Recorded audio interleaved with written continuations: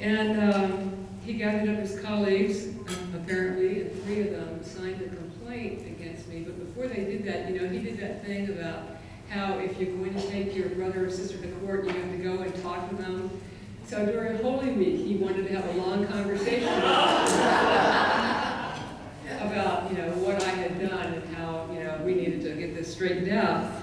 I said to him I'd be happy to talk to him about it, but it should come as no secret that for a number of years now I had been speaking to Presbyterian meetings about my beliefs on this matter, and it should not surprise him that I had actually done this marriage.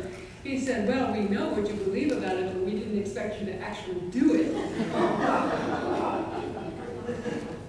Can you imagine that?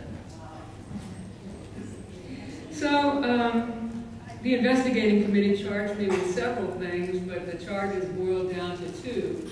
And that is that I had violated violated the Constitution of the Presbyterian Church by violating the definition. How do you violate a definition of marriage? And that I had violated my ordination vows by violating the Constitution. The trial in Boston Presbytery was August of last year.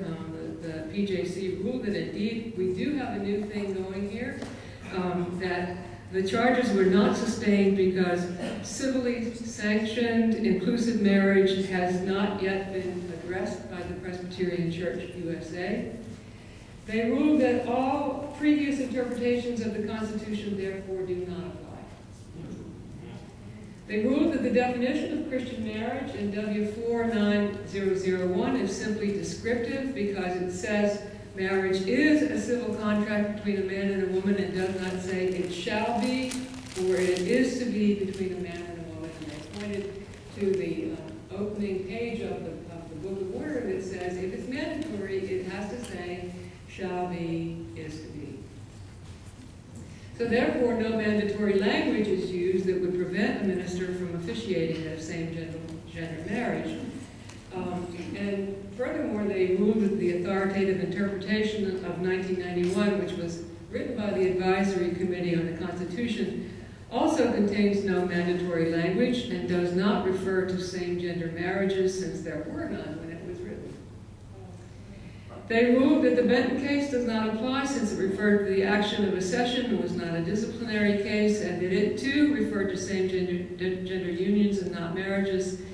And since Sarah and Jen's marriage came before this bar decision, they ruled that it could not be applied retroactively to me. And just to cover that base, they said if it should be applied retroactively, it wouldn't apply. Because it was not about a legal marriage, and what we had was something new going on in Massachusetts.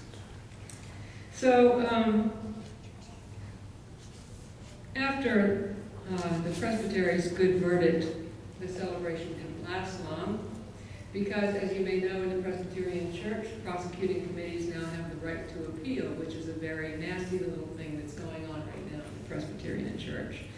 So the prosecution appealed, and in their brief, they accused me no fewer than 16 times of attempting to unilaterally expand the Church's definition of marriage and of willfully doing the marriage because I wanted my will to prevail against the will of the Church.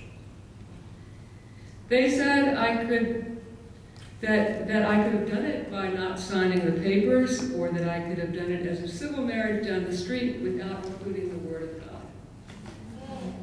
Can you imagine that? Can you imagine doing that to any of your members in your churches? You know, come on down the street. We'll have this little service, but we won't talk about God. What is a Christian marriage if it's not the marriage between two Christians? Well, anyway, the Synod of the Northeast heard the appeal just 11 days ago, and they reversed the Presbytery's ruling by saying, in essence, that the definition of Christian marriage found in the Book of Order remains the polity of the Presbyterian Church USA, even though it no longer reflects the reality in some states. Interestingly, although they sustained both the charge that I had violated the Constitution and that I had failed to fulfill my ordination vows, in their rationale they included this statement: while the action of the Reverend Southard to join a same-gender couple in Christian marriage, which is in quotes, is a violation of the Constitution of the PC USA, failure to do so might be viewed as a violation of other provisions of the Constitution. For example, G30401, where it calls the Church to a new openness by affirming itself as a community of diversity, becoming in fact as well as in faith a community of men and women of all ages, races, and conditions, and by providing for inclusiveness as a visible sign of the new humanity. So in other words, the Synod said, damned if you do, damned if you don't, which I thought was very interesting.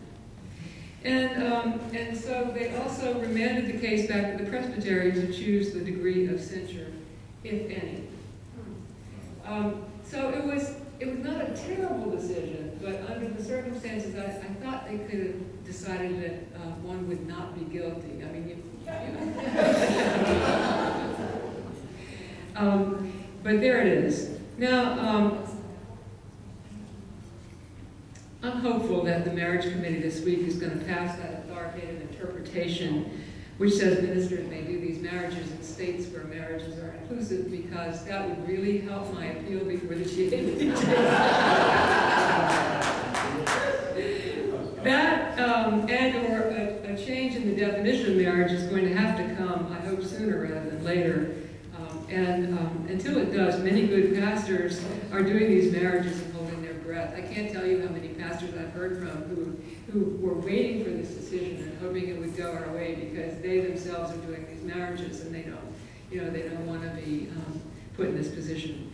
So after the General Assembly is over, I do plan to appeal, and you might be interested to know that in the Davis case in 2008, which has nothing to do with marriage, the General Assembly PJC ruled that it's not a good thing for synods to overturn the not guilty verdicts of presbyteries.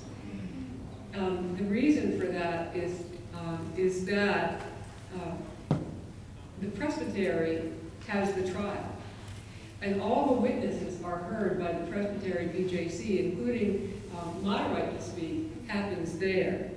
And so when the synod hears the trial, all they get is the transcript of the previous trial plus any paperwork leading up to that, and a brief from one side and a brief from the other side, and then the lawyer for each side does the talking, and the synod PJC never gets to hear the testimony that's heard by the presbytery, and never gets to actually ask the witnesses questions. So the General Assembly PJC says, really, it's not a good plan. It's not justice and righteousness for synods to overturn Presbyterian not guilty pleas. So I have a lot of hope. I have a lot of hope that when we go to the GAPJC, there's going to be a breakthrough. If it doesn't come to marriage AI here, perhaps, pray God, it will come there.